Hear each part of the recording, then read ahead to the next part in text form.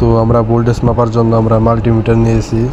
অনেকেই অনেক মিটার দিয়ে ভোল্টেজ মাপে, তো আমাদের কাছে মাল্টিমিটার আছে। এই মাল্টিমিটারে আমরা ভোল্টেজ মাপবো।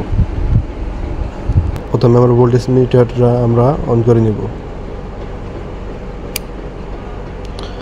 অন করে নেওয়ার পর সিলেক্ট বাটন দিয়ে অটোতে ফেলে নেব।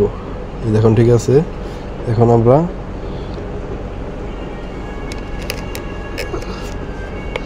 দুইটা কেবল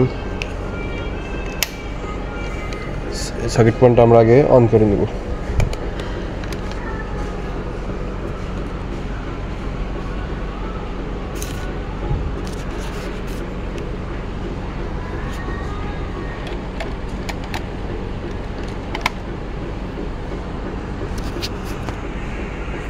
দেখুন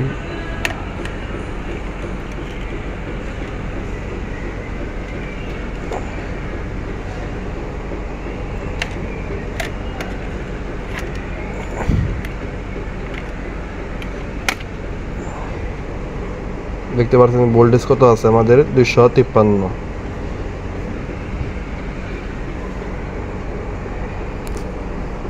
এভাবে ভোল্টেজ মাপতে হয়।